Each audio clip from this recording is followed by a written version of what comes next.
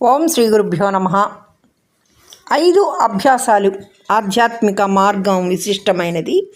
ఈ ఆధ్యాత్మిక మార్గానికి ఒక 5 సూత్రాలు. ఆధ్యాత్మిక మార్గం విశిష్టమైనది. జీవిత లక్ష్యాన్ని పరిపూర్ణంగా నెరవేర్చగలిగే శక్తి వేదాంతానికే ఉంది. కేవలం పూజలు, వ్రతాలు, హోమాల వల్ల పరిపూర్ణత రాదు. జీవితంలో కొన్ని నియమాలు పాటిస్తూ అనుసరించే క్రమబద్ధమైన జీవన విధానాన్నే విజయాన్ని చేకూరుస్తుంది. ఋగ్వేదంలో మానవ జీవిత విలువలపై చక్కని అవగాహన కలిగించే మంత్రాలు ఎన్నో ఉన్నాయి. భగవంతుడి సృష్టిలో సర్వ ప్రాణులను సమత్వంతో దర్శించటమే శ్రేయోమార్గంగా చెప్పబడింది. మానవుడిలోని జ్ఞానేంద్రియాలు పంచభూతాల నుంచి శక్తిని స్వీకరిస్తాయి, అనుభవిస్తాయి.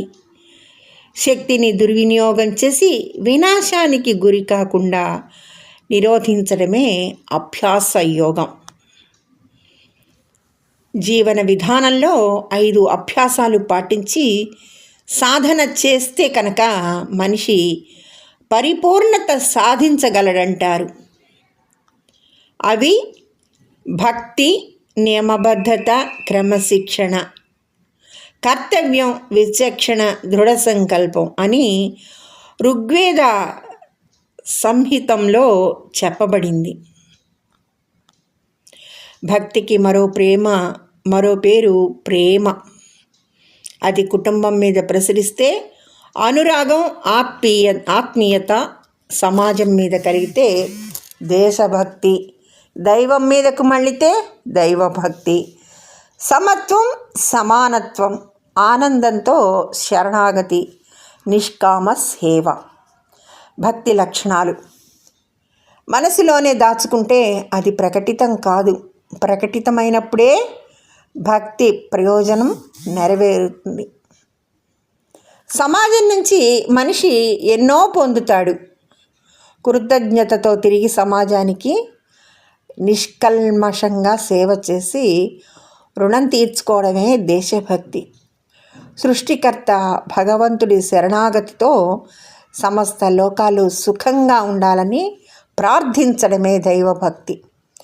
నియమబద్ధత లేని పని నిరుపయోగం.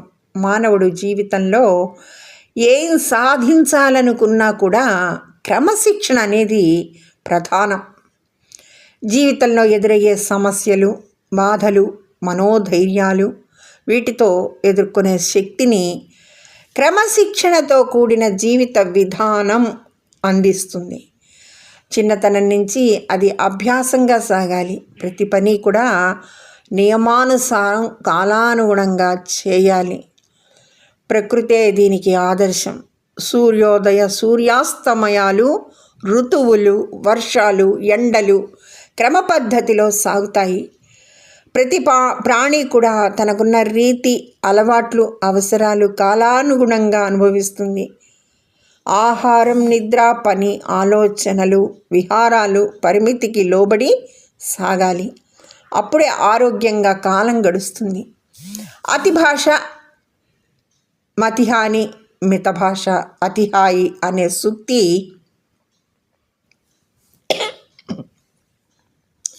అక్షర సత్యం.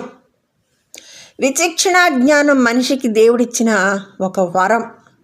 ఏది మంచి, ఏది చెడు అనే విమర్శ విచక్షణ. ఇది 2 రకాలుగా ఉంటుంది. వ్యక్తిగత విచక్షణ, మూలాధార విచక్షణ. దైనందిన జీవితంలో స్వప్రయోజనాల కోసం చేసే కర్మలను విచక్షణతో విశ్లేషించి ఆచరించటం వ్యక్తిగత విచక్షణ.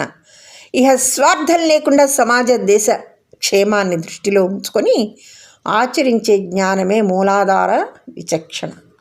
రామాయణంలో ఒక వ్యక్తి పలికిన మాటకు సీతాదేవిని అడవిలో వదిలేశాడు రాముడు. వ్యక్తి కన్నా వ్యవస్థ గొప్పది. రాజుగా తన కర్తవ్యం నిర్వహించేటప్పుడు తన ఇష్టానికి తావు లేదు. తన సుఖం కోసం దేశాన్ని దోచుకోరాదనే గొప్ప సందేశాన్ని రాముడు అందించాడు. వ్యక్తి ధర్మం కన్నా పాలకుడి ధర్మమే గొప్పదని చాటాడు. దృఢ సంకల్పంతో మంచి పనులు చేయాలి. అడ్డంకులు వస్తాయని పనులే ప్రారంభించరు నీచ మానవులు. ప్రారంభించి మధ్యలో ఆపేవారు మధ్యములు. ఎన్ని కష్టాలైనా కొనసాగించి సాధించేవారు ఉత్తమ మానవులని భర్తృహరి పేర్కొన్నాడు. ధ్రువుడు, ప్రహ్లాదుడు, మార్కండేయుడు, హరిశ్చంద్రుడు ఎంతోమంది ఉత్తమ వర్తనకు ఉదాహరణలుగా నిలిచారు. 5 అభ్యాసాలు ఆచరిస్తూ జీవన విధానాన్ని కొనసాగిస్తే అది పరిపూర్ణ జీవితంగా వెలుగొందుతుంది. వ్యక్తి వికాసానికి, సమాజ వికాసానికి కూడా తోడ్పడుతుంది. ఓం నమః శివాయ. సర్వే జనా సుఖినో భవంతు. ధన్యవాదములు.